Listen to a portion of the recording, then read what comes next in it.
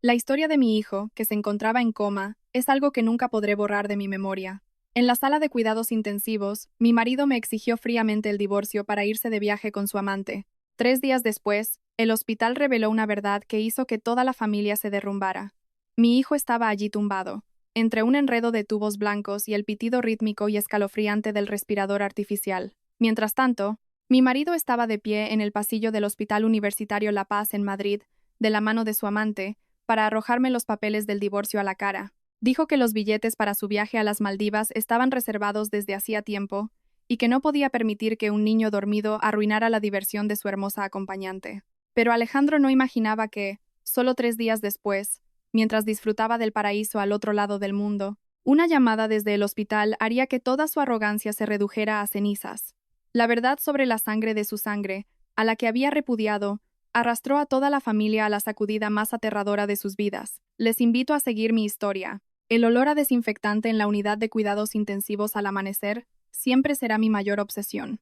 Ese olor acre que se colaba en cada hebra de cabello. Esa bata que le hace a uno sentir que la línea entre la vida y la muerte es tan frágil como una tela de araña. Me senté en el frío suelo de baldosas, con la espalda apoyada en la pared inmaculada y los ojos hinchados de llorar incesantemente durante 12 horas. Detrás de aquella puerta de cristal, Leo, mi hijo de 6 años, seguía tendido e inmóvil.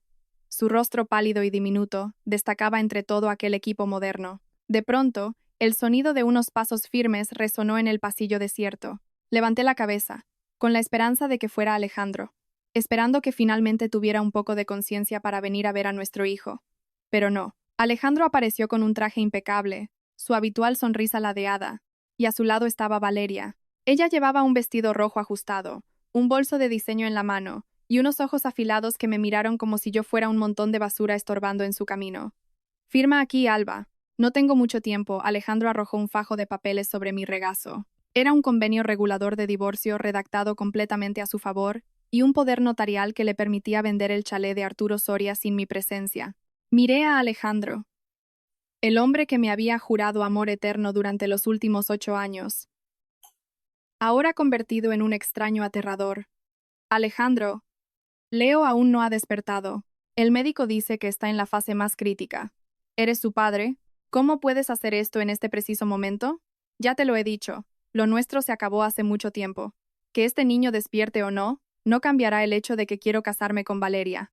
Mírate, demacrada, descuidada, sentada aquí, solo sirves para avergonzar a mi familia.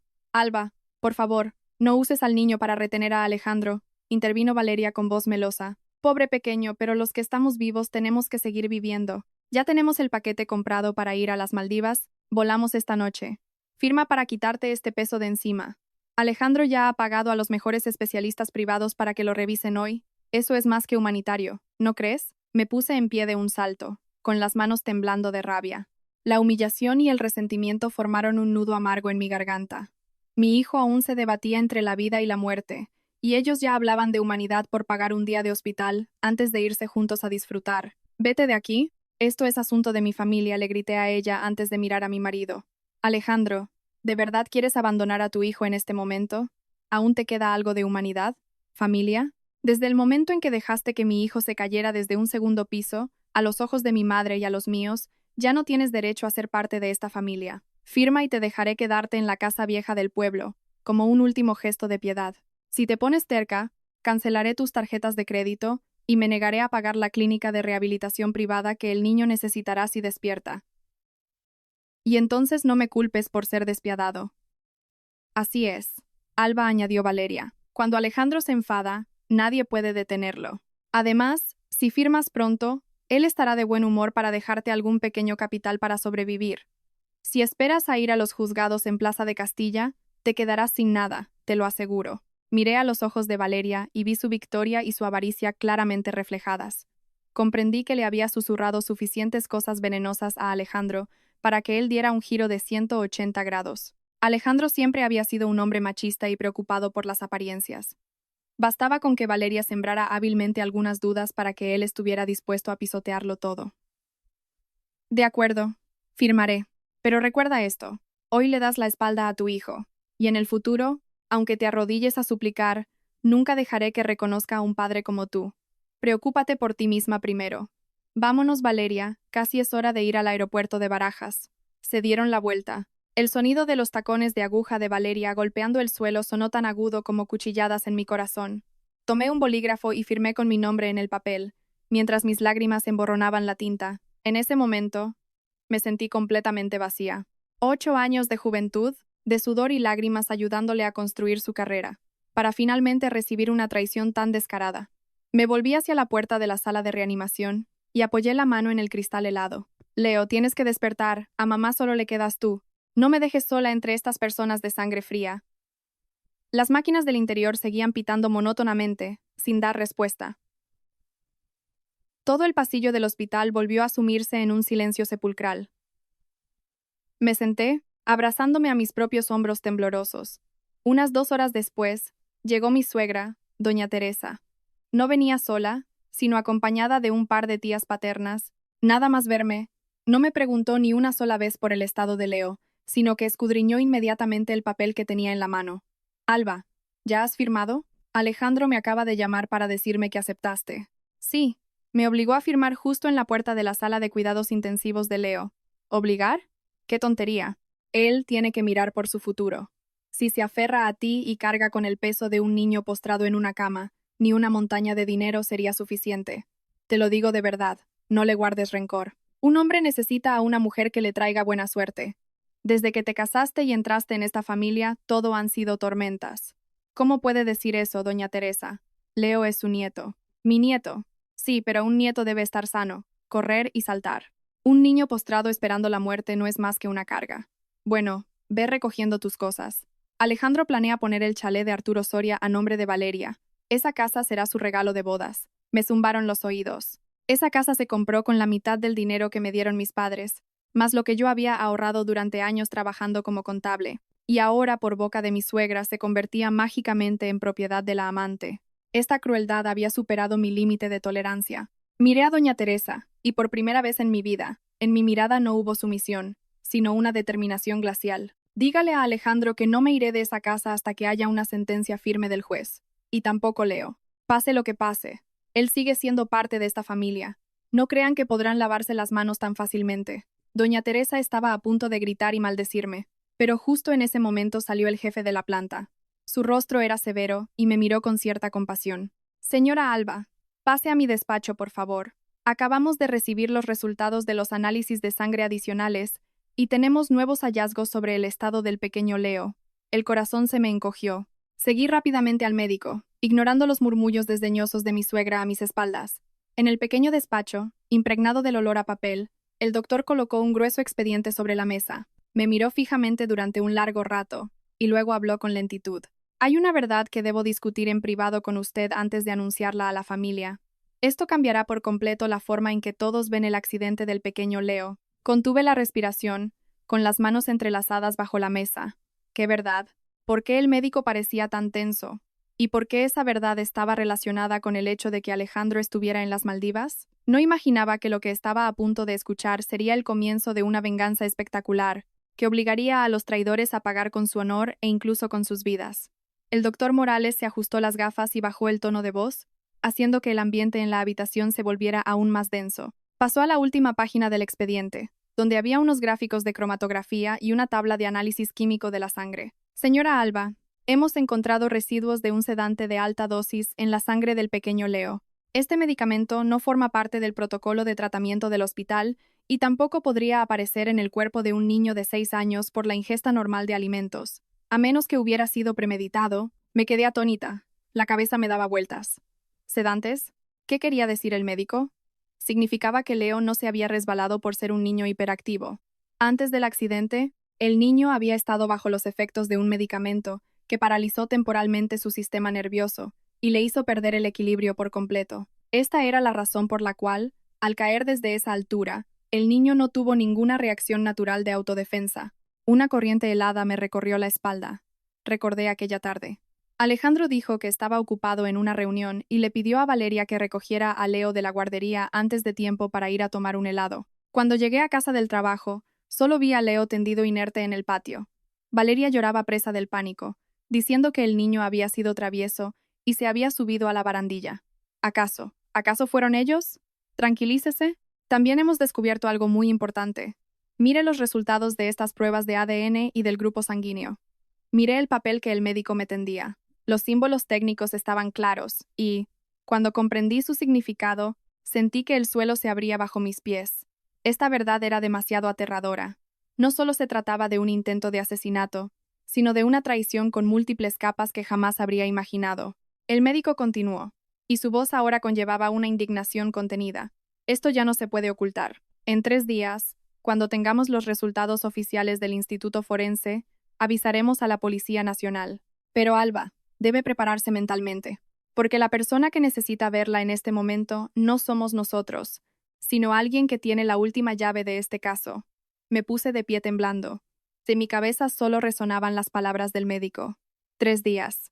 Exactamente en 3 días, Alejandro regresaría de las Maldivas, y ese sería el momento en que lo enviaría al lugar al que merecía pertenecer. Pero primero tenía que encontrarme con la persona que el médico acababa de mencionar. ¿Quién era esa persona? ¿Por qué aparecía justo en este momento?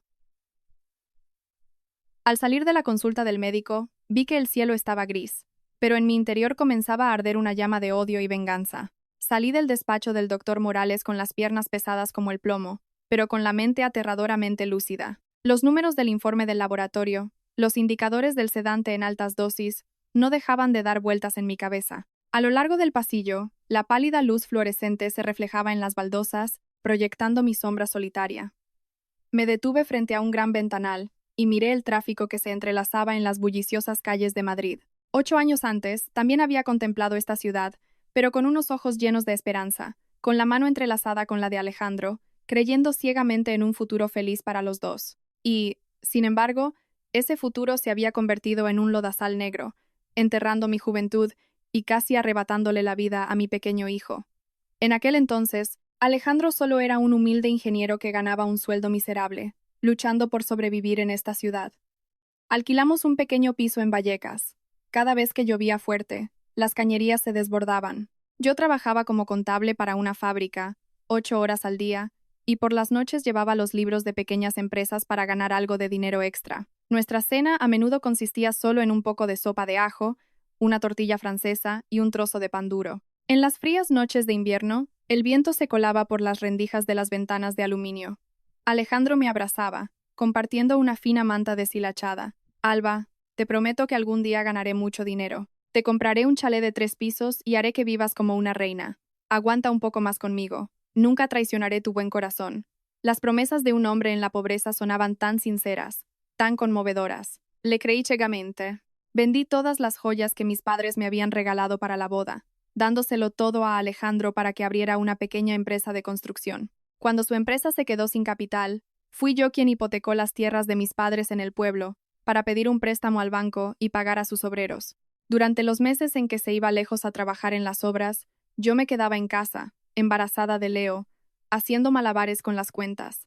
No me atrevía a comprarme un vestido nuevo, pegaba las suelas de mis zapatos viejos para seguir usándolos, esperando ahorrar cada céntimo para financiar la incipiente carrera de mi marido. Y entonces, pareció que el cielo recompensaba nuestro esfuerzo. 4 años después de casarnos, la empresa de Alejandro ganó varios contratos grandes. El dinero empezó a entrar a raudales. Compramos un amplio chalet en la zona de Arturo Soria, coches caros, y Leo nació rodeado de abundancia material, pero el precio de la riqueza fue demasiado alto. Cuando uno sale del barro, a menudo olvida quién le tendió la mano para sacarle de allí.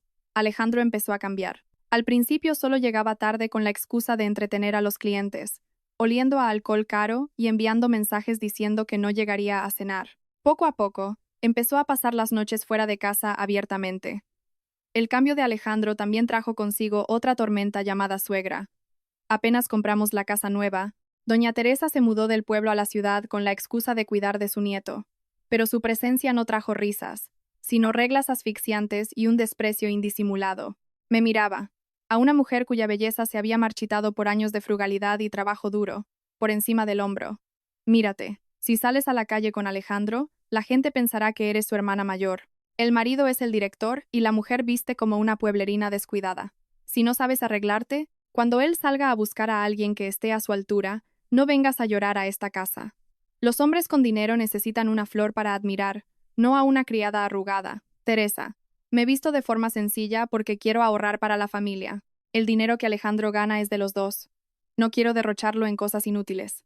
Además, él me quiere por mi forma de ser, no por mi aspecto. No me vengas con el cuento de haber compartido penas y alegrías. El dinero lo gana mi hijo con el sudor de su frente. Tú solo te sientas a disfrutar. En esta casa, él es quien toma las decisiones. No eres capaz de darle un segundo hijo para alegrar la casa. Y encima te atreves a contestarme. Te aseguro que, si no sabes retener a tu marido, ahí fuera hay decenas de chicas jóvenes, hermosas y capaces dispuestas a ocupar tu lugar. Las mordaces palabras de mi suegra eran como martillazos diarios a mi autoestima. Y luego, lo que ella predijo se hizo realidad. Apareció Valeria. No era una socia de negocios normal, como Alejandro la había presentado. Era joven, atractiva, astuta, y sabía cómo complacer el ego arrogante de un hombre recién enriquecido. Alejandro empezó a criticar las cenas que yo preparaba, la forma en que educaba a Leo, y por último a criticarme a mí abiertamente. Esa casa de 3 pisos en Arturo Soria era glamurosa por fuera, pero por dentro sus muros se estaban pudriendo día a día, hora tras hora. Intenté aferrarme a él, intenté cambiar mi aspecto, intenté soportar a mi suegra solo para mantener una familia unida para Leo. El niño quería mucho a su padre. Cada vez que Alejandro volvía a casa, aunque fuera borracho, Leo se abrazaba a sus piernas y le contaba historias de la guardería. Pensé que el amor filial sería el último hilo que retendría la poca conciencia que le quedaba a Alejandro. Pero me equivoqué por completo. Cuando una persona ha sido cegada por el dinero y la lujuria, no solo está dispuesta a abandonar a su esposa de toda la vida, sino también a actuar cruelmente contra su propia carne y sangre para despejar el camino hacia una nueva vida sin ataduras. Esa podredumbre alcanzó su punto máximo en aquel fatídico día, el día en que mi hijo fue empujado al abismo entre la vida y la muerte. Las palabras del doctor Morales fueron como una llave maestra que descorrió el telón de niebla que cubría el accidente de Leo. Me apoyé en el marco de la ventana del hospital y cerré los ojos. Los recuerdos de aquella oscura tarde de martes regresaron a raudales, nítidos y escalofriantes hasta el más mínimo detalle. Ese día comenzó con una falsa mañana pacífica. Leo llevaba su camiseta amarilla favorita con el dibujo de un superhéroe y su pequeña mochila a la espalda. Se puso de puntillas para besarme en la mejilla antes de subir al coche para que Alejandro lo llevara al colegio. Hoy tenemos que verter el hormigón en la planta 3 de la obra. Tendré que supervisar todo el día. Organízate tú para recoger al niño esta tarde. Yo no llegaré a tiempo. De acuerdo. Hoy mi empresa también tiene una auditoría interna, pero le pediré a mi jefe salir antes, a las 4:30, para ir a buscar a Leo. Ten cuidado en el trabajo y no olvides comer en condiciones. Alejandro solo refunfuñó y aceleró. Yo no tenía ni idea de que aquel era el primer montaje meticuloso de una serie de actos atroces. Sobre las 3 de la tarde, mientras yo estaba inmersa en una montaña de facturas en la oficina, sonó mi teléfono. Era Valeria. En aquel momento, en mi lista de contactos, ella seguía siendo simplemente la asistente de negocios inmobiliarios. Hola, Alba, soy Valeria. Alejandro me acaba de llamar. Dice que está muy ocupado en la obra y me comentó que tú también tienes una auditoría. Como me pilla de camino ir a ver a un cliente cerca del colegio de Leo, lo recojo y lo llevo a casa, ¿vale? Le compraré un zumo y un pastel. Puedes seguir trabajando tranquila. En ese momento, yo estaba realmente absorta en el trabajo, y mi jefe estaba a mi lado pidiendo datos urgentes. Al escuchar el tono servicial y entusiasta de Valeria, no sospeché en absoluto. Acepté y le di el código de recogida. Esa fue la decisión más equivocada y dolorosa de toda mi vida, una decisión que lamentaré hasta el día en que me muera. Alrededor de las 5:45, mi teléfono volvió a vibrar. Esta vez no era una voz servicial, sino los gritos de pánico de Valeria. Alba, ven al hospital ahora mismo. Leo. Leo se ha caído desde el balcón del segundo piso al patio. He llamado a la ambulancia y lo he traído. Está sangrando mucho. Por Dios. Mi corazón se detuvo. El teléfono se estrelló contra el suelo. No recuerdo cómo salí de la oficina, ni cómo grité el nombre de mi hijo en el taxi. Cuando irrumpí en urgencias, la escena era caótica y sangrienta. La camiseta amarilla del superhéroe estaba hecha jirones y teñida de rojo oscuro. Mi niño yacía allí, frágil y minúsculo, con la cabeza vendada en una esquina del pasillo. Valeria se tapaba la cara, sollozando.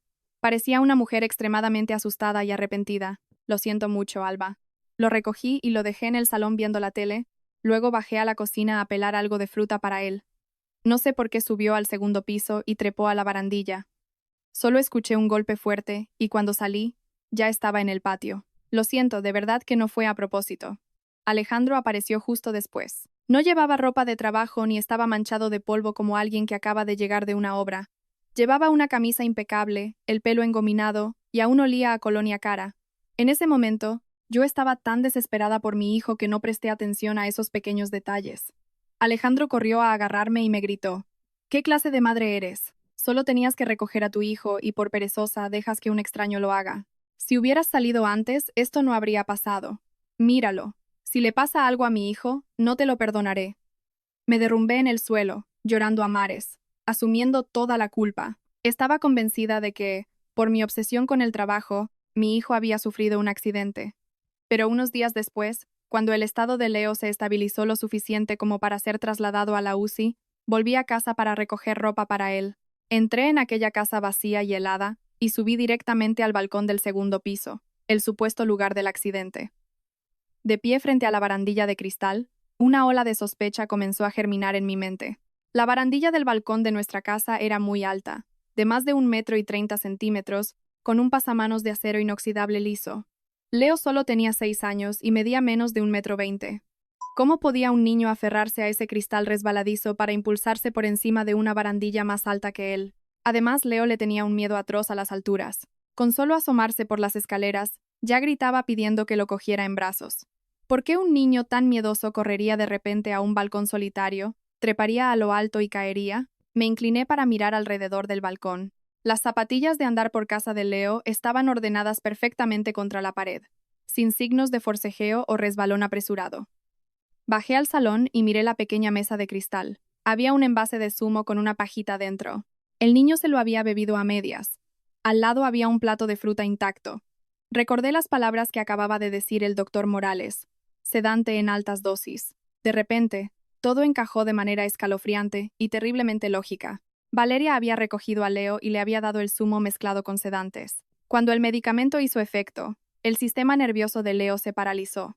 El niño se amodorró, perdió el control de sus movimientos y su capacidad de resistencia. En ese estado, ella solo tuvo que coger en brazos a un niño flácido, ponerlo sobre la barandilla y soltarlo. La caída libre desde el segundo piso se camuflaría como un trágico accidente debido a la hiperactividad de un niño. Alejandro nunca estuvo en la obra, estaba con Valeria, o al menos conocía perfectamente el plan de antemano. Por eso llegó al hospital tan arreglado, y me echó toda la culpa de inmediato para desviar la atención. Habían orquestado un intento de asesinato perfecto para deshacerse del niño, allanar el camino para el divorcio, apoderarse de mis bienes y estar juntos oficialmente. No eran humanos, eran demonios disfrazados. Apreté los puños, clavándome las uñas en las palmas hasta que sangraron. En este juego, ahora me tocaba a mí tomar el control. En medio de la casa vacía, me estremecí al unir todas las piezas del rompecabezas. La imagen de Valeria se hizo más nítida que nunca en mi mente. Su aparición en la vida de Alejandro y en esta familia nunca fue casualidad. Fue una trampa tendida meticulosamente, apuntando directamente a la avaricia y al ego de un hombre recién enriquecido pero con una base vacía. Al principio, Valeria se acercó a Alejandro bajo el pretexto de ser una agente inmobiliaria que le ayudaría a buscar un terreno para construir una nueva nave. Pero ella no solo vendía terrenos, también vendía esa falsa empatía que hombres como Alejandro siempre anhelan. Él era un machista que siempre quería ser el centro del universo. En casa, yo siempre le aconsejaba que fuera prudente con los gastos y que gestionara rigurosamente las finanzas de la empresa, ya que soy contable. Yo veía los agujeros financieros que él intentaba tapar con préstamos arriesgados. Mis consejos sinceros, para Alejandro, eran solo las quejas de una mujer que frenaba el progreso de un gran director. Y Valeria captó eso a la perfección. Ella nunca le aconsejó que ahorrara. Lo adulaba, dibujándole escenarios de inversiones que rendirían millones. Lo convertía en un rey en fiestas lujosas, vertiendo palabras dulces en sus oídos para inflar su complacencia hasta el delirio. Mira a los demás. Una mujer moderna debe saber apoyar la carrera de su marido desde atrás, salir y relacionarse para hacerle quedar bien. Valeria acaba de presentarme unas inversiones en terrenos a las afueras. Con moverlos unos meses duplicaremos la inversión. Y tú, siempre metiendo las narices en facturitas de luz y agua, tu visión nunca pasará de las paredes de la cocina.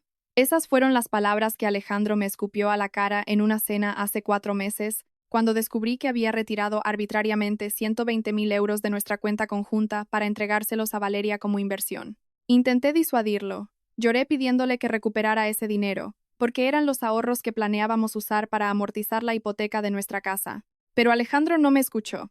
Estaba completamente manipulado por ella, convencido de que era su amuleto de la suerte. Valeria era muy astuta. No se lanzó a usurpar el puesto de esposa de inmediato. Interpretó el papel de hermana pequeña adoptiva, de asistente eficaz, siempre llamándome con dulzura cada vez que venía a nuestra casa. Compraba regalos para Leo y vitaminas caras para mi suegra. Con esa astucia maliciosa, compró a doña Teresa por completo. Las mosquitas muertas son las peores. Los terrenos a las afueras en Toledo en los que Alejandro había invertido eran un proyecto fantasma, una estafa sofisticada que Valeria había tramado con cómplices externos para exprimirle el dinero. Cuando los 120.000 euros se esfumaron, la empresa de Alejandro quedó al borde de la quiebra, acosado por los acreedores y con el banco pisándole los talones. En lugar de confesármelo, volvió a buscar a Valeria para pedirle ayuda. Y ahí fue cuando ella urdió el plan para apoderarse de todo el patrimonio de mi hijo y el mío. La casa en Arturo Soria en la que vivíamos era propiedad compartida. Yo también figuraba en las escrituras. Si quería venderla para pagar sus deudas o huir con el dinero, Alejandro necesitaba mi firma, pero yo jamás aceptaría vender el único hogar de mi hijo para pagar las deudas de sus juergas y vicios. Alejandro, Alba es muy cabezota. Nunca firmará la venta de la casa. La ley dice que si os divorciáis ahora, el juez le dará el uso del chalé a ella por tener la custodia del niño. Nunca podremos vender esa casa. Pero si, Dios no lo quiera, el niño no sobrevive, ella perderá el derecho a quedarse en la vivienda. ¿Podrás obligarla a vender el chalé? Dividir los bienes, y tendríamos dinero de sobra para irnos a vivir a otro país. No podemos hundirnos aquí. Yo no escuché esos susurros diabólicos con mis propios oídos, pero ahora, hilando todos los detalles, podía afirmar con certeza que ese era su plan. Ese chalé valía más de 1 millón de euros. Sabían perfectamente que la única forma de echarme de mi propio hogar y liquidar ese patrimonio era eliminando a la persona que me otorgaba el derecho legal de habitarlo, mi propio hijo. Si el niño moría, podrían usar la excusa del accidente para forzar la venta inmediata de la casa. Además, al culparme de no saber cuidar de mi hijo, Alejandro lo usaría como arma moral, obligándome a firmar el divorcio y a cederle la casa bajo la presión de mi suegra y sus familiares. Un plan cruel, perfecto hasta el último resquicio. No solo querían robarnos, sino que también querían arrebatarle la vida a un niño inocente de 6 años para obtener libertad y dinero. Mi corazón se desgarraba como si alguien lo estuviera picando con un cuchillo. Valeria había usado la malevolencia de una cazafortunas profesional para sembrar la maldad en la cabeza de Alejandro. Y él, un padre, un marido, por su cobardía, avaricia y lujuria, se alió con su amante para matar a su propia sangre. Esa crueldad no fue un arrebato. Fue planificada minuciosamente. Eligieron el día en que yo estaba más ocupada, el momento en que no había nadie en casa, y usaron su propio sedante para privar de defensa a un niño. Me quedé de pie en el balcón, con el viento helado golpeándome el rostro. Las lágrimas que rodaban por mis mejillas ya no tenían el sabor salado de la debilidad o la lástima de mí misma, sino que se habían espesado con el sabor del odio. Creían que yo era solo una mujer estúpida, que solo sabía llorar y resignarse. Creían que la trampa había funcionado a la perfección y que podían subirse tranquilamente a su avión, volar a las Maldivas y disfrutar sobre la sangre de mi hijo y la mía. Pero se equivocaban. Por muy listos que se creyeran, la justicia divina existe. El cielo le había dejado a mi hijo un último aliento, y me había dejado las pruebas proporcionadas por un médico dedicado. Me habían empujado hasta el fondo del infierno, pero yo usaría el fuego de ese mismo infierno para reducir a cenizas todo su sucio futuro. La aparición de Valeria fue una pesadilla, pero esa pesadilla me enseñaría a convertirme en una madre dispuesta a hacer lo que fuera necesario para hacer justicia por su hijo. De vuelta en la UCI, el pasillo del hospital a medianoche estaba inquietantemente silencioso. La pálida luz blanca de los fluorescentes se reflejaba en el suelo, creando un ambiente frío y solitario. Me senté abrazando mis rodillas en una silla de plástico duro, con la mirada perdida en la puerta de cristal cerrada de la habitación. El sonido del respirador y del monitor cardíaco desde el interior emitía intermitentemente unos pitidos secos y monótonos. Cada pitido que resonaba era un apretón más a mi corazón. A esa hora, Alejandro y Valeria seguramente estarían sentados en la clase business de su vuelo nocturno, alzando copas de champán para celebrar su plan perfecto. Estarían anhelando las playas de arena blanca y el lujo de Malé. Mientras tanto, yo estaba aquí, contando cada aliento agonizante de mi hijo de 6 años, inerte en la frontera entre la vida y la muerte. Saqué temblorosa el teléfono del bolso y llamé a un abogado penalista que me habían recomendado. Necesitaba que iniciara urgentemente un trámite judicial a primera hora para congelar los bienes de Alejandro e investigar lo que realmente había pasado en mi casa.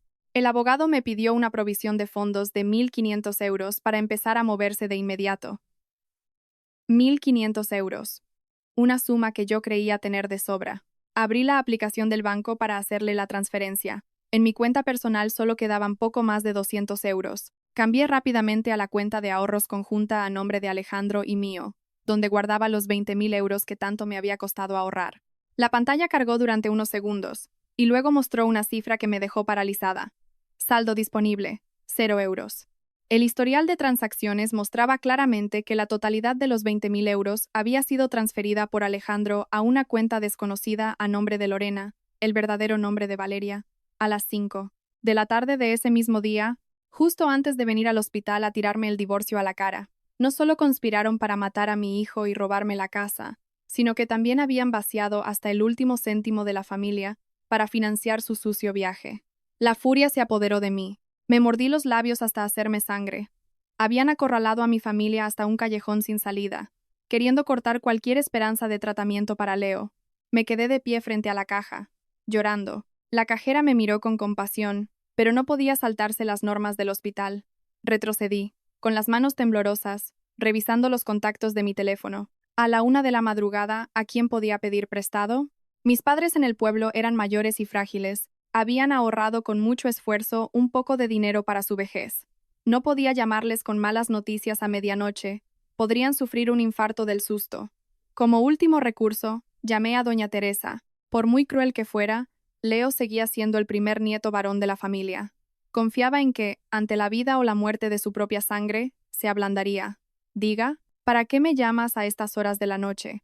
¿No puedes dejar dormir a los mayores? Teresa, se lo ruego. Necesito urgentemente 1.500 euros para pagar a un abogado y a unos especialistas privados que evalúen el caso de Leo. Sospecho que su caída no fue un accidente. Alejandro ha vaciado nuestra cuenta conjunta. Présteme ese dinero y mañana por la mañana pediré prestado a mis amigos para devolvérselo. Se lo suplico. ¿Prestarte? Tú eres su madre y llevas años trabajando. ¿Dónde has escondido el dinero para venir ahora llorando a pedirme? Alejandro invirtió todo su dinero en la empresa y yo no tengo ahorros para mi vejez para dártelos a ti. Ya te lo dije, ese embarazo nunca trajo suerte. Se ha caído así, y aunque se salve, quedará inútil. Será una carga para esta casa. ¿Para qué insistes? Dile al médico que lo desconecte, y así nos libramos de esta carga. Se me hizo un nudo en la garganta y no pude articular palabra. ¿Desconectarlo? ¿Eran esas las palabras de una abuela? Prefería dejar que su nieto muriera para ahorrarse gastos, para no cargar con un peso, en lugar de sacar 1.500 euros para salvarle la vida. Toda la familia de mi marido eran unos monstruos de sangre fría.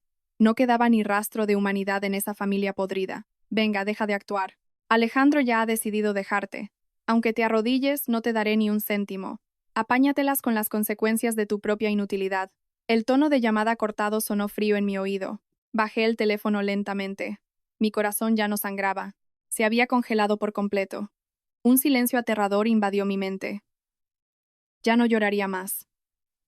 Las lágrimas no podían salvar a mi hijo. La debilidad no podía vengar a mi hijo. Querían acorralarme, querían que cayera derrotada bajo su desprecio, pero subestimaron el instinto de una madre. Cuando a una madre se la lleva al límite, puede volverse más despiadada y calculadora que cualquier enemigo. Volví a abrir el teléfono y entré en las redes sociales. Valeria acababa de publicar una nueva foto. 2 copas de vino sobre la mesa de cristal de la clase business del avión, con un dulce mensaje. Un nuevo comienzo en el paraíso, dejando atrás la vieja y podrida vida. Miré fijamente esa foto, grabando cada palabra, cada imagen en mi mente. Disfrutad. Bebed todo lo que queráis. Vuestro paraíso solo durará 3 días. Aquella noche en vela me quedé sentada frente a la puerta de la UCI sin pestañear ni un segundo. Era como un animal herido lamiéndose las heridas, afilando mis garras en silencio, esperando a que amaneciera para comenzar una venganza implacable. A las 9 de la mañana, salí del hospital y fui directamente a una tienda de compro oro en el barrio de Tetuán que acababa de abrir sus puertas. Me quité el collar de oro que mi madre me regaló el día de mi boda, y luego la alianza de mi dedo. Aquel anillo con el que Alejandro se había arrodillado ante mí hacía 8 años. Para mí ahora ya no era un símbolo de amor, sino un trozo de metal inútil. El dependiente me miró con lástima al ver a una mujer demacrada y con los ojos hinchados empeñando sus joyas a primera hora de la mañana. Me dio 1.500 euros. Apreté los billetes en la mano y se los transferí al abogado. La mañana del segundo día desde que Leo entró en coma, el pasillo del hospital comenzó a llenarse del ruido de pasos y conversaciones de los familiares de los pacientes. Yo seguía abatida frente a la puerta de cristal, como una rama seca que esperaba cualquier ráfaga de viento para quebrarse. No había pegado ojo en toda la noche, mirando fijamente la luz intermitente del monitor cardíaco de mi hijo. En mi cabeza solo daba vueltas la sonrisa de Leo aquella mañana y los fríos papeles del divorcio que Alejandro me había tirado a la cara. Aún no me había recuperado cuando, desde los ascensores, se acercó un grupo familiar. A la cabeza iba doña Teresa. La seguían las dos tías paternas, las mismas que en los bautizos y comuniones siempre me alababan por ser una esposa y nuera ejemplar. Pero hoy sus expresiones eran completamente diferentes. Doña Teresa se acercó, sin siquiera echar un vistazo a la habitación del enfermo, se cruzó de brazos y me miró de arriba abajo. Sus ojos afilados rebosaban desprecio. ¿De qué sirve que te quedes ahí sentada como un mueble? ¿Va a despertar el niño? ¿Eres un gafe? Desde que entraste en esta casa, solo has traído desgracias. Ni siquiera eres capaz de recoger a tu hijo, dejas que se caiga y se rompa la cabeza, y ahora te sientas aquí a llorar. ¿A quién pretendes dar pena? Una tía a su lado le siguió el juego, arrastrando cada sílaba en voz alta para que todos a su alrededor la escucharan. Las mujeres que se obsesionan con el trabajo y descuidan a sus hijos no merecen ser madres. Fíjate en Alejandro, trabajando de día y de noche en la obra para manteneros. Tú te quedas en casa disfrutando de la vida y ni siquiera puedes cuidar de un niño. Ahora está en estado vegetativo, y ni con todo el dinero del mundo se curará. Y encima he oído que te niegas a firmar el divorcio. ¿Pretendes atar a Alejandro para que cargue con ese bulto toda su vida? Sus palabras fueron como flechas envenenadas directas a mi corazón. Levanté la mirada hacia esos rostros que decían ser la familia de sangre de mi hijo. Su nieto se debatía entre la vida y la muerte, y sin embargo, lo único que les importaba no era la seguridad del niño, sino cómo echarme de casa, y cómo proteger el dinero y el futuro de su precioso hijo. La sociedad a veces es ridículamente cruel. Cuando una familia está en paz y el hombre tiene dinero, se le ensalza. Cuando a los hijos les pasa algo, toda la culpa recae sobre la madre, sin importar la verdadera causa. Teresa, Leo es mi hijo, pero también lleva su sangre. Pueden no quererle, pero ¿cómo pueden decir palabras tan crueles cuando el niño se está muriendo ahí dentro? ¿Acaso intentan obligarme a firmar para que Alejandro pueda vender la casa legalmente y gastarse el dinero con su amante? Doña Teresa abrió los ojos de par en par. Me señaló con el dedo a la cara, y su voz chillona resonó en todo el pasillo. No escupas veneno. Si Alejandro tiene a otra persona es porque no supiste retenerlo, porque pariste a un niño enfermizo y ahora inútil. Valeria está embarazada de un niño, un varón sano que traerá suerte a la carrera de mi hijo. Tú, y el niño que yace ahí dentro, solo sois una carga. Si tienes algo de sentido común, coge tus maletas y vete. No nos obligues a meter a los abogados de por medio. Esa casa es de mi hijo. No te quedarás con ni un céntimo. Me levanté de golpe. Mis piernas temblaban por el agotamiento, pero mantuve la espalda recta. Ya no lloraba. Mis lágrimas se habían secado la noche anterior. Miré a mi suegra directamente a los ojos, pronunciando cada palabra de forma lenta pero tan afilada como un cristal roto. La mitad de esa casa fue pagada por mis padres, y tiene 6 años de mi esfuerzo trabajando a destajo para pagar la hipoteca. Dice que Valeria espera un niño que traerá suerte. Espere y verá si esa suerte eleva a Alejandro al cielo o empuja a toda su familia al fondo del abismo. Dígale a Alejandro que no firmaré ningún papel hasta que se aclare lo que le pasó a Leo. Ay, mira qué insolente. Qué mujer tan maleducada. Ya veremos cuánto tiempo te dura la arrogancia. Quédate con ese inválido y vete a vivir debajo de un puente. El grupo se dio la vuelta indignado, sin dejar de maldecir. Me llamaron descarada y sinvergüenza. Me quedé inmóvil, agarrando con fuerza la silla. Habían decidido ser despiadados. Habían repudiado a su propia sangre por una mujer que acababan de conocer y un feto que aún no tenía forma. Me llamaron gafe, llamaron a Leo un bulto, pero no sabían que Valeria y Alejandro eran los verdaderos monstruos que habían intentado arrebatarle el futuro a su propia sangre. El pasillo del hospital murmuraba. Miradas de lástima y curiosidad se posaban sobre mí, pero no me importó. Me volví a mirar a través del cristal transparente, donde Leo seguía sumido en un profundo sueño. Hijo mío, no me rendiré. Estas habladurías solo avivarán mi fuerza. Me quedaré aquí, esperando al tercer día, esperando a que esos informes médicos se conviertan en la sentencia que acabe con esos demonios. Dejemos que se enorgullezcan. Dejemos que piensen que me han acorralado. Porque en esta partida de ajedrez, el que ríe el último es el que gana. 3 días pasaron, lentos y dolorosos como un siglo entero. Durante esos 3 días, sobreviví a base de cartones de leche y trozos de pan seco que las enfermeras me ofrecían por lástima. Mis ojos estaban rodeados de ojeras oscuras, mi pelo desaliñado y todo mi cuerpo exhausto por la falta de sueño y la tensión. En esos 3 días, Alejandro no me llamó ni una sola vez, ni envió un solo mensaje para preguntar si su hijo estaba vivo o muerto. A través de amigos en común, supe que él y Valeria se alojaban en un resort de 5 estrellas en las Maldivas. Estaban subiendo fotos cenando a la luz de las velas y comprando ropa de marca, derrochando el dinero. La crueldad de Alejandro había alcanzado un nivel inhumano. A la mañana del tercer día, justo cuando había logrado cerrar los ojos unos instantes en el banco, una enfermera corrió hacia mí y me sacudió por los hombros. El doctor Morales me pedía que fuera a la sala de reuniones de la planta, no a su despacho privado, sino a la sala de reuniones. El instinto maternal me dijo que había llegado el momento decisivo. Me alisé el pelo rápidamente, me lavé la cara con agua fría en los lavabos públicos y me dirigí hacia la sala. Mi corazón latía desbocado en mi pecho, entre el miedo y la expectación. Al entrar vi que no solo estaba el doctor Morales, sino también el director del hospital y 2 agentes de la Policía Nacional de Paisano. El ambiente era solemne y espeso por la tensión. El doctor me invitó a sentarme frente a él. Sobre la mesa había 2 gruesos expedientes sellados. Señora Alba, tenemos los resultados forenses oficiales. Prepárese, porque lo que vamos a anunciar no solo concierne al estado del pequeño Leo, sino también a una verdad médica sobre su marido. Doctores, agentes, pueden hablar. Llevo 3 días preparándome para lo peor. ¿Se va a salvar mi hijo? El doctor suspiró aliviado y esbozó una rara y reconfortante sonrisa. Esa es la primera buena noticia. Leo ha superado la fase crítica. El sedante en su sangre se está eliminando bien gracias al protocolo continuo de filtrado. Aunque su cerebro sufrió daños por el impacto, afortunadamente el sistema nervioso central se está recuperando. Podría despertar en las próximas 24 a 48 horas. Rompí a llorar desconsoladamente. Por primera vez tras tantos días oscuros, lloré de alivio y felicidad. Mi hijo vivía. Mi Leo había sobrevivido tenazmente. Junté las manos e incliné la cabeza, agradeciendo repetidamente a los médicos. Pero la alegría recién nacida se vio frenada por la expresión severa de los 2 agentes de policía.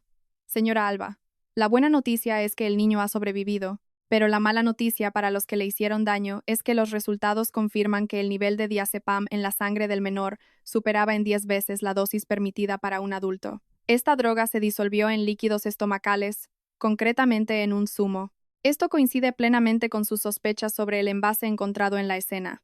La policía ha abierto oficialmente un caso penal por intento de homicidio. Mi pecho subía y bajaba con fuerza. El crimen había sido descubierto. Valeria no escaparía, y Alejandro, como encubridor o cómplice, también se enfrentaría a la justicia. Tragué saliva, intentando mantener la voz firme. Agentes. Quien recogió a mi hijo ese día fue Valeria, la amante de mi marido. Ahora están de viaje en las Maldivas. Hicieron esto para obligarme a divorciarme y quedarse con la casa, ya que ella dice estar embarazada de un niño de mi marido. En ese momento, uno de los agentes de la Policía Nacional carraspeó suavemente. Sacó un segundo expediente policial de su maletín. Señora Alba, este es el segundo punto de inflexión. Para establecer el móvil del intento de homicidio y el fraude, un juez nos autorizó a rastrear todas las cuentas y archivos personales de su marido. Durante el registro, encontramos un informe médico oculto en la caja fuerte de su oficina, emitido por una clínica privada de fertilidad en Madrid hace 8 meses. Fruncí el ceño, completamente confundida. ¿Clínica de fertilidad? ¿Hace 8 meses?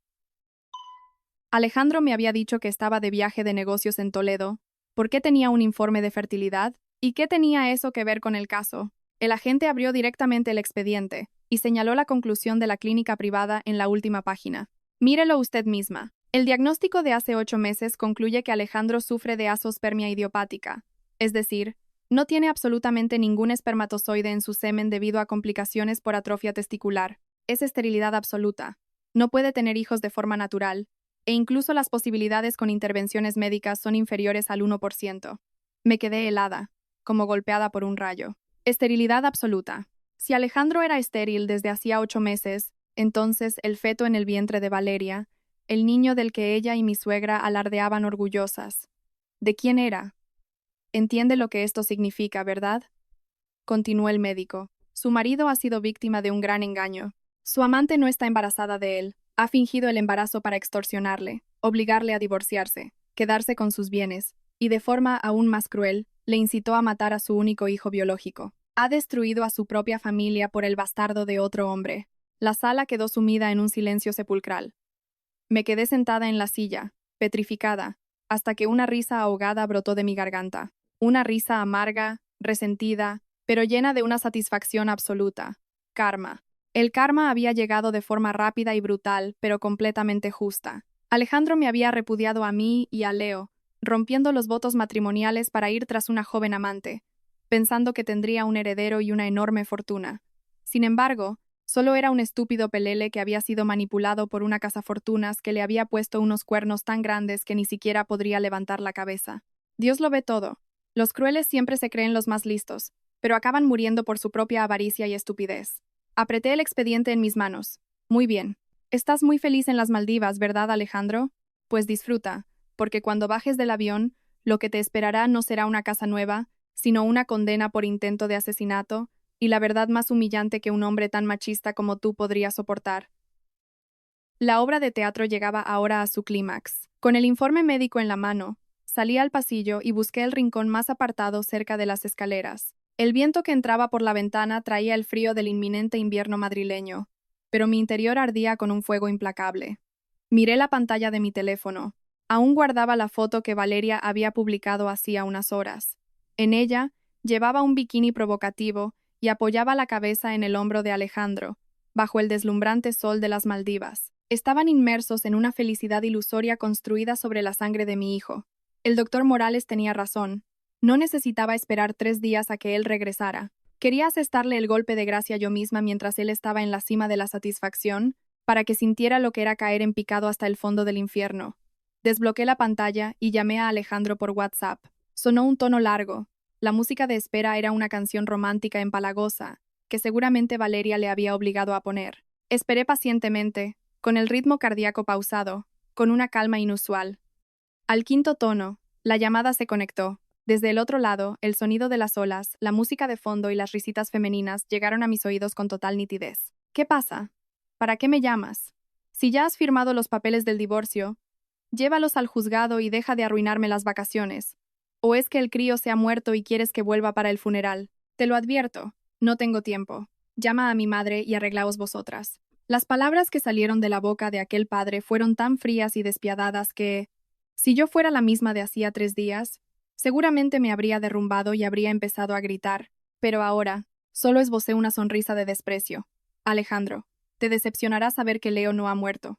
El médico acaba de informarme de que ha superado la fase crítica y está a punto de despertar. Los sedantes que tu amante mezcló en su zumo no fueron suficientes para quitarle la vida. ¿Qué? ¿Qué tonterías estás diciendo?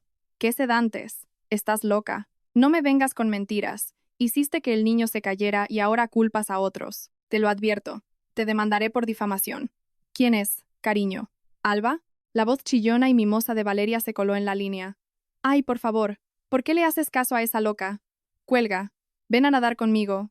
El agua está buenísima. Pude percibir el pánico en la voz de Alejandro, pero seguía intentando hacerse el fuerte. Respiré profundamente y endurecí mi tono, articulando cada palabra con cuidado para asegurarme de que no se perdiera ni una sola. Déjala que nade, porque pronto estará nadando en una celda de la prisión. El Instituto Forense ya tiene los resultados del análisis de sangre de Leo. La Policía Nacional ha abierto el caso por intento de homicidio, pero bueno, eso se lo dejamos a la justicia. El motivo principal de mi llamada de hoy es hacerte un regalo exclusivo para celebrar tu viaje. Alejandro, ¿de qué vas? No intentes asustarme. Yo no he hecho nada malo. Abre el chat de WhatsApp. Te acabo de enviar unas fotos, míralas bien. Especialmente la conclusión impresa en rojo de la última página. Me quedé en silencio, esperando. Unos 10 segundos después, escuché a Alejandro jadear y un ruido sordo, como si a alguien se le hubiera caído algo sobre la arena. ¿Qué?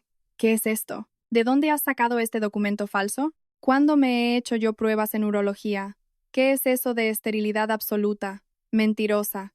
Has contratado a alguien para falsificar el historial médico y arruinar mi felicidad con Valeria, ¿verdad? Fíjate bien en el sello del hospital. Hace 8 meses, esa semana que me dijiste que te ibas de viaje de negocios a Toledo. En realidad estabas ingresado en este hospital para operarte de una complicación por atrofia testicular. Me lo ocultaste. Se lo ocultaste a todo el mundo por el orgullo ridículo de tu machismo. El doctor Morales fue quien te trató. Si no tienes ni un solo espermatozoide, ¿el niño que lleva en el vientre tu querida Valeria es obra del Espíritu Santo? No, no puede ser. Valeria, ven aquí ahora mismo. ¿De quién demonios es ese embarazo? Maldita sea. Me has engañado. ¿Qué te pasa? Suéltame. Me estás haciendo daño. ¿Qué te ha enviado esa para que te lo creas a pies juntillas? ¿Le crees más a una loca que a tu futura esposa? Este hijo es tuyo. Es el fruto de nuestro amor. No la escuches. Solo quiere separarnos. A través del teléfono, escuché claramente los forcejeos. Alejandro rugía como una bestia herida, mientras Valeria gritaba y lloraba negándolo todo. La arrogancia y el triunfalismo de Alejandro se habían derrumbado por completo. Siempre había sido un hombre extremadamente orgulloso, que presumía de su hombría. Descubrir que era estéril ya debió ser un golpe mortal que tuvo que ocultar. Ahora, darse cuenta amargamente de que le habían puesto los cuernos y que iba a criar al hijo de otro, ese sentimiento de humillación debía dolerle más que 1000 cuchilladas. Cállate. Está escrito en blanco y negro. El hospital confirma que soy absolutamente estéril. ¿Y todavía tienes el descaro de negarlo? ¿Te acuestas con otro y quieres que yo pague los platos rotos, zorra? Me incitaste a abandonar a mi mujer y a mi hijo, a hacer cosas horribles para casarme contigo. Y resulta que solo eres una estafadora. Te voy a matar. Los insultos y los golpes resonaron atronadores. Escuché cómo se rompían vasos de cristal y los gritos desgarradores de Valeria pidiendo ayuda al personal del hotel. De pie en medio del pasillo del hospital, escuchando aquel caótico ruido procedente de un lugar a miles de kilómetros de distancia, se dibujó en mis labios una sonrisa gélida. La farsa que tanto les había costado montar había llegado a su fin de la peor manera posible. Que disfrutes de tus vacaciones, mi querido exmarido. No tardes en volver. La policía, los papeles del divorcio y una demanda por intento de asesinato te están esperando en casa. No dejes que la ley tenga que emitir una orden de busca y captura internacional. Eso solo haría que tu fachada de director cayera aún más bajo. Colgué, de forma tajante y fría. Ya no necesitaba escuchar más súplicas ni insultos. Mi corazón ahora se sentía ligero. Una extraña sensación de satisfacción recorría mi cuerpo. Le había arrebatado lo que más le importaba, su ego y su fe en el futuro. Él mismo había destruido a su familia y había intentado asesinar a su único hijo, solo para recibir a cambio unos cuernos larguísimos y quedarse con las manos vacías. Ese era el precio a pagar por una traición tan cruel. Me di la vuelta hacia la UCI, mientras mi mente comenzaba a planear los siguientes pasos para meter a Valeria y a Alejandro en la cárcel, sin darles la menor oportunidad de escapar del castigo de la ley. Tras colgar, sabía que no podía conformarme con una victoria momentánea. Psicológicamente, Alejandro estaba hundido, pero la naturaleza de un hombre de negocios corrupto podría hacer que intentara eludir la responsabilidad por la caída de Leo y echarle toda la culpa a Valeria. Y Valeria, con su astucia de estafadora profesional, seguramente buscaría una ruta de escape o inventaría otra historia para hacerse la víctima. Necesitaba reunir todas las pruebas sobre su verdadera identidad, sobre su falso embarazo, y sobre la persona que estaba detrás orquestando toda esta trama para robarle a la familia de mi marido. Llamé inmediatamente a Nuria. Era mi mejor amiga desde la universidad. Nuria no solo era una amiga, sino también una detective privada con mucha experiencia, especialista en casos de infidelidades y estafas en Madrid. Desde el momento en que tuve el presentimiento de que el accidente de Leo no era normal, le pedí que vigilara discretamente todos los movimientos de Valeria. La llamada se conectó rápidamente. Diga, Alba, ¿cómo está Leo? He estado de los nervios toda la mañana, pero no me atrevía a llamar por si estabas ocupada. Leo ha pasado el peligro, Nuria. El médico dice que despertará hoy o mañana, pero eso lo hablaremos luego. ¿Qué has averiguado de Valeria? Está en las Maldivas con Alejandro.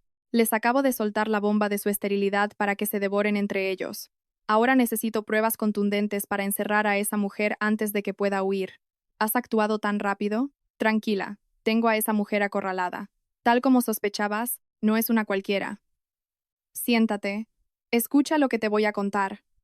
A través de las palabras de Nuria, el perfil de la señorita Valeria quedó al descubierto. No provenía de una buena familia, ni era una experta agente inmobiliaria. Su verdadero nombre era Lorena. Procedía de una red de estafadores que se dedicaba a engatusar a nuevos ricos o a hombres lujuriosos. Su táctica consistía en hacerse pasar por la niña buena y ofrecer falsas inversiones para exprimir a sus víctimas. Y lo más escalofriante, el embarazo que llevaba era un fraude espectacular. ¿Sabes qué, Alba? Me puse en contacto con algunos conocidos en la clínica privada de maternidad, donde ella solía etiquetarse y subir fotos a las redes. El médico confirmó que no está embarazada. Todas las ecografías y partes médicos que le enseñó a Alejandro son falsos, hechos con Photoshop.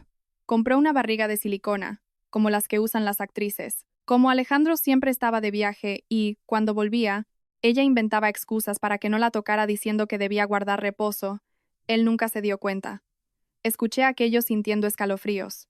Su nivel de sofisticación y vileza superaba todo lo que había imaginado. Una barriga de silicona y unos papeles médicos falsos habían sido suficientes para cegar a toda mi familia política, y suficientes para empujar a un hombre de sangre fría a actuar de forma atroz contra su propio hijo. Y eso no es todo, Alba. Esta tipa no actúa sola. Tiene un novio real que se llama Marcos, apodado el Cicatriz, un matón del barrio de Carabanchel que se dedica a cobrar deudas y ofrecer protección.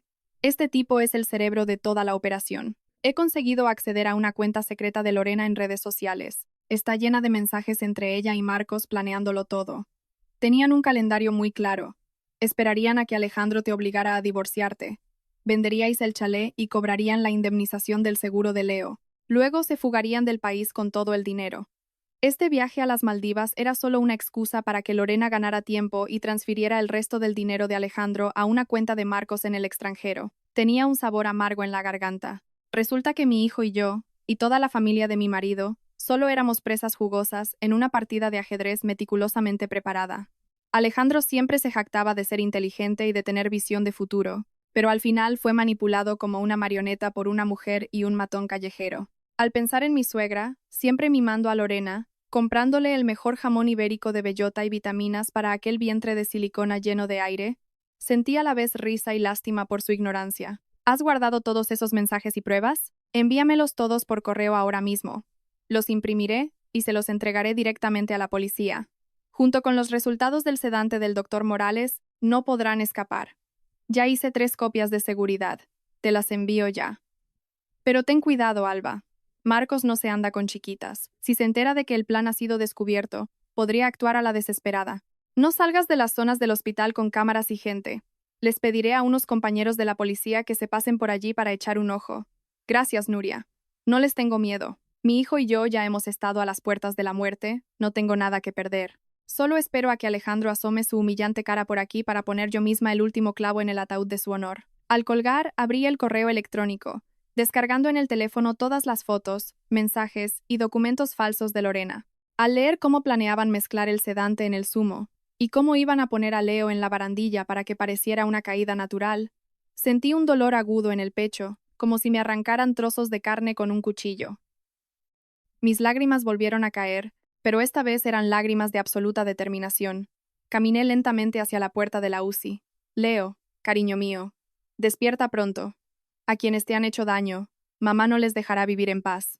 Haré que se arrodillen a tus pies para pagar por sus crímenes. La obra había quedado expuesta a la luz, y ahora era el momento de que aquellos monstruos pagaran el precio más alto por su crueldad.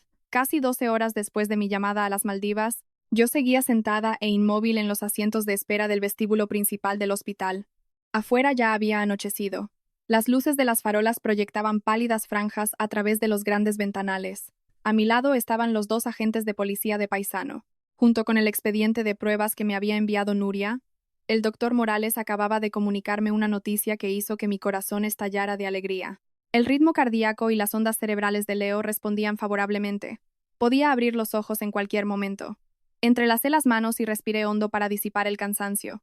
Esta batalla había llegado a su fin, y yo debía mantener la mente fría y la postura más altiva para recibir al traidor. Las puertas correderas de cristal del vestíbulo se abrieron de par en par, y desde el exterior un hombre entró corriendo de forma frenética. Su aspecto era tan lamentable que, de no mirar con atención, habría sido difícil reconocer al digno director de hacía unos días. Era Alejandro. Ya no llevaba el traje planchado, sino una camiseta arrugada y sudorosa, el pelo revuelto, y sus ojos, inyectados en sangre, mostraban el pánico, el insomnio y la rabia contenida. Alejandro miró a su alrededor de forma errática hasta que su mirada se detuvo al verme.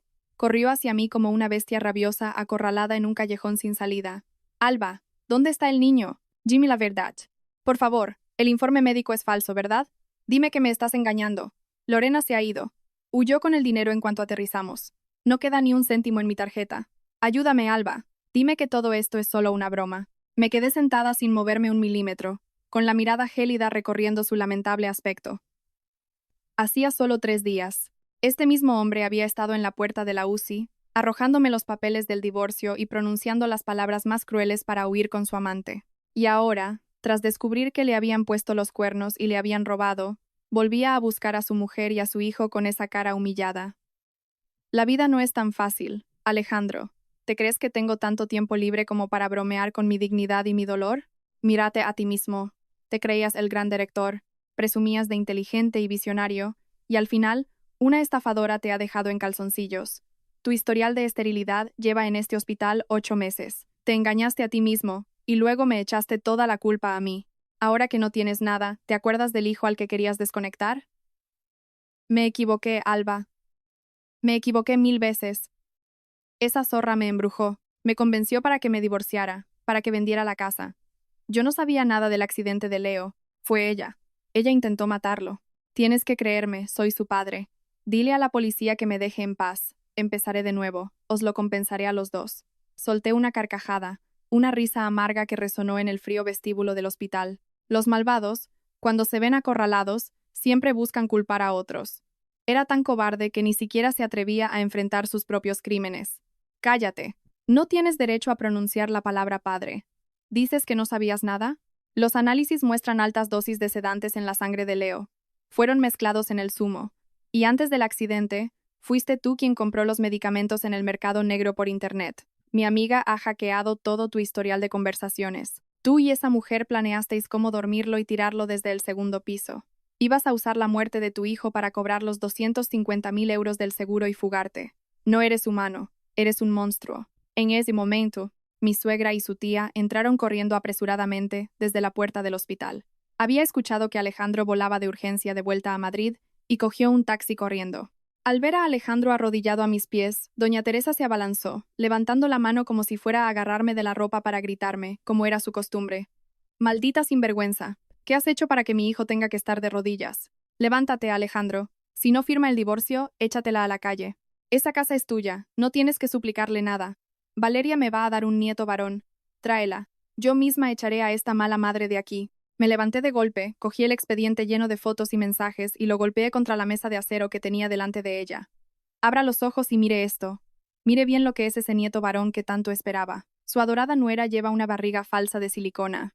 Es una estafadora profesional y tiene un novio que es un matón. Se aliaron con su precioso hijo para envenenar a Leo, echarme a mí de la casa, y luego le robaron todo el dinero a su hijo y huyeron. Su hijo es absolutamente estéril desde hace 8 meses.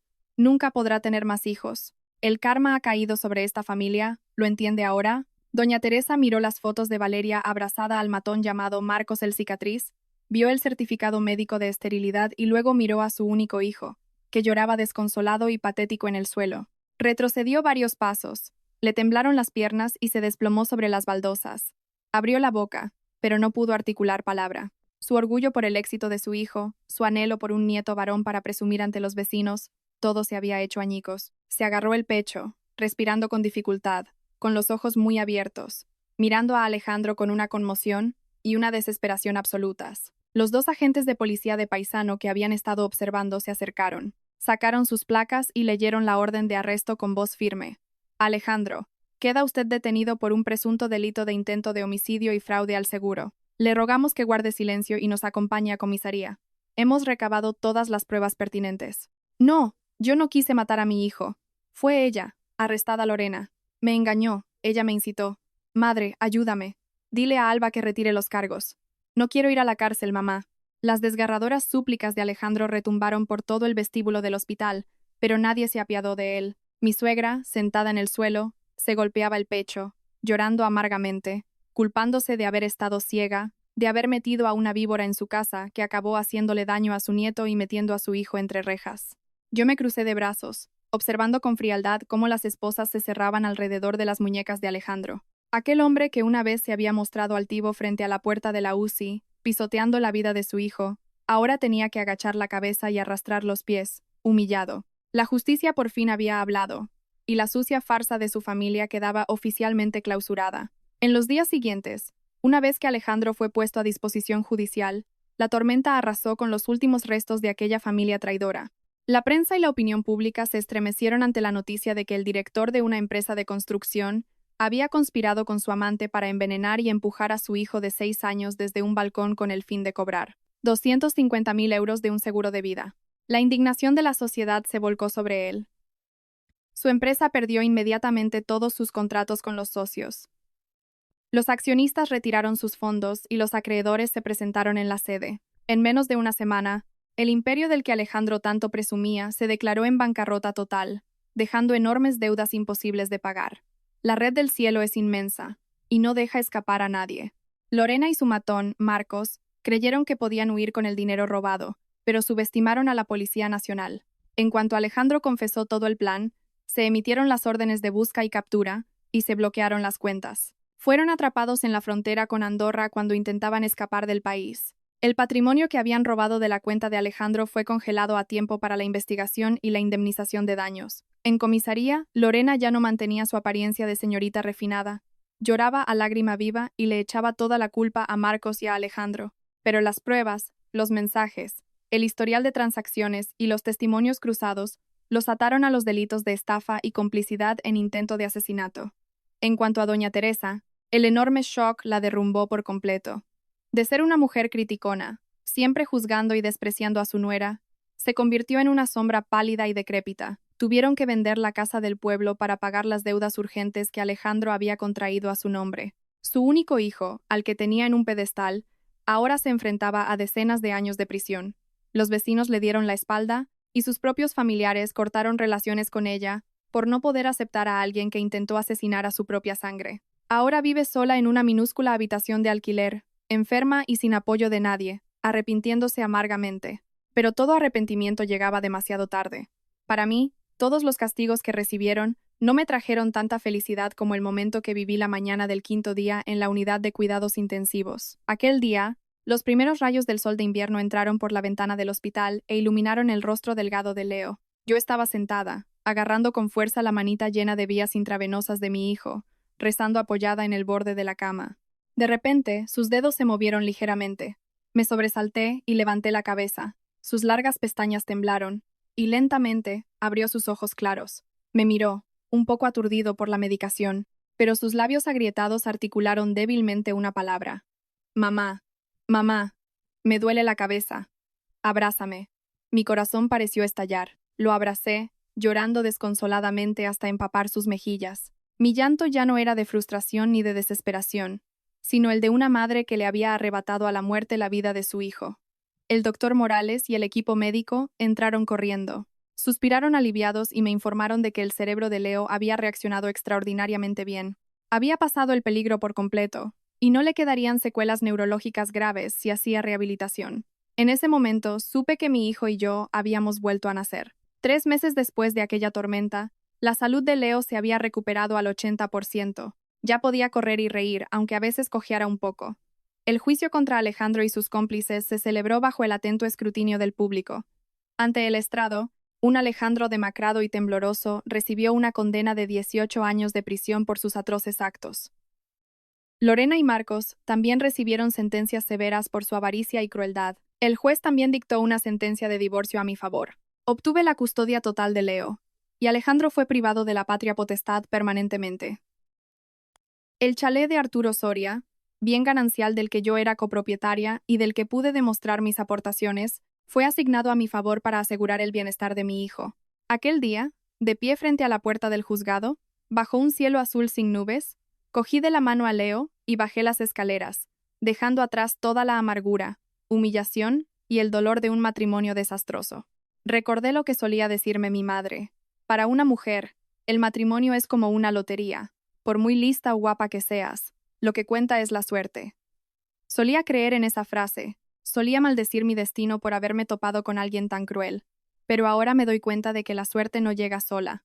Cuando te empujan al límite de la traición y de la maldad, es la lucidez, el coraje y el instinto protector de una madre el arma más afilada para darle la vuelta a la partida. En esta vida, el karma nunca se olvida de nadie. Quienes usan la crueldad y el engaño para pisotear a quienes han estado con ellos desde el principio y planean quitarle la vida a su propia sangre, tarde o temprano arderán en las llamas de su propia ambición. Mi hijo y yo atravesamos la noche más oscura para poder recibir ahora la luz del sol en libertad. Puse a la venta el chalet para comprar un acogedor piso en la zona de Retiro, en Madrid, donde no quedara ningún recuerdo triste. Abrí un pequeño negocio. Cada día llevo a Leo al colegio y cocino nuestras comidas. La vida puede asestarnos golpes mortales, pero mientras no nos rindamos, después de la tormenta siempre sale el sol. Sentada en mi nuevo hogar, en una tarde cuando los últimos rayos de sol tiñen de dorado el balcón, veo a Leo concentrado dibujando junto a la ventana. El sonido de los lápices de colores se mezcla con la brisa que mueve las flores, creando un silencio extrañamente reconfortante. ¿Cuánto hacía que no sentía esta paz tan real? Una paz que no requiere que me oculte, que no me obliga a depender del estado de ánimo de nadie, y sin pesadillas con el sonido de los monitores cardíacos en la noche. Al ver crecer a mi hijo, a veces me pregunto, si no hubiera mantenido la cabeza fría aquel día, si hubiera elegido aguantar ciegamente creyendo en los lazos de sangre, ¿dónde estaríamos ahora? Quizás habríamos desaparecido, convertidos en frías estadísticas en algún informe de accidente, permitiendo a los malvados vivir a sus anchas sobre nuestros restos. Esta terrible tragedia fue como una inundación. Arrasó con todo lo que yo valoraba, pero también dejó al descubierto los cimientos podridos del matrimonio del que estaba tan orgullosa. Siempre fui una mujer tradicional, que creía que ceder una vez traería paz. Creía que con entregarme por completo a mi marido y a mi hijo, con ser obediente y prudente, mi hogar estaría a salvo para siempre. Me equivoqué. Me equivoqué dolorosamente al olvidar que la bondad, si se deposita en el lugar equivocado, se convierte en un cebo para los crueles. Me di cuenta de que aquel glamuroso chalet era solo una lujosa jaula de cristal en la que me encerré voluntariamente, a punto de perder la vida de la persona que más amo.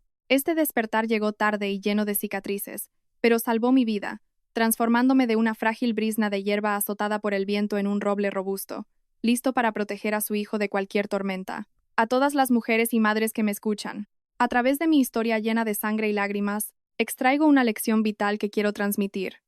Casarse puede ser una lotería, pero no podemos sentarnos a esperar que la suerte y la decencia ajena nos salven. Nunca te conviertas en una sombra dentro de tu propia casa. Nunca dejes que el amor por un hombre te quite tu derecho a ser lúcida, a hacer preguntas y a proteger tu dignidad y tus bienes. Si el que camina a tu lado está dispuesto a empujarte por la borda para salvarse a sí mismo, tú debes ser la primera en saber nadar y tomar el timón. El sacrificio es noble, pero sacrificarse por alguien que no lo merece es una tontería. Ama con el corazón ardiente, pero mira la vida con la mente fría. Sea cual sea la situación, guarda siempre una salida. Guarda pruebas, números y verdades, porque a veces, esa es nuestra última arma para reclamar justicia. Al mirar atrás, en el viaje de aquella madre que se desplomó a las puertas de urgencias, hasta la mujer gélida frente al juzgado viendo cómo se llevaban a un traidor esposado, siento que he vivido dos vidas. La fortaleza no nace de la nada, se forja en el abismo del dolor y la traición. Cuando ves que pisan a tu propio hijo, cuando ves que aquel con el que compartiste tu cama es un demonio, comprendes que no hay miedo mayor que perder a un hijo. Y es ese mismo miedo el que se convierte en una fuerza imparable para luchar. El karma existe en este mundo. Puede que tarde, pero no se olvida de nadie. Quien siembra vientos, recoge tempestades. Quien usa la falsedad para ser feliz, construye castillos de arena que se derrumbarán cuando salga la verdad a la luz. No culpes a Dios por ser injusto. Cree que cada golpe que te da la vida es una oportunidad para deshacerte de tu ingenuidad y volverte más fuerte e inquebrantable. Mi vida ha pasado de página. Ya no hay brillos falsos, pero está llena de risas verdaderas. Gracias a aquel médico dedicado, gracias a mi fiel amiga que me acompañó en la oscuridad, y sobre todo gracias a mí misma por no rendirme. Si mi historia ayuda a que alguien despierte, o da un poco de fuerza a alguna mujer en adversidad, no duden en dejar un me gusta y compartir sus pensamientos. Sus ánimos son el mayor consuelo para nosotros. No olviden suscribirse al canal para seguir escuchando lecciones humanas sobre vidas reales. Su apoyo es nuestro motor. La noche ya ha caído. La luz en el pequeño piso es cálida y suave. Leo ha terminado su dibujo. Somos nosotros dos, dándonos la mano en un campo de flores. Su sonrisa es radiante como el sol de la mañana. Abrazo a mi hijo. Respiro el aroma de la paz y siento que mi corazón, al fin, ha sanado por completo. Gracias a todos por escucharme hasta el final. Deseo que todos, después de las tormentas de la vida, encuentren un puerto seguro lleno de paz y felicidad. Buenas noches.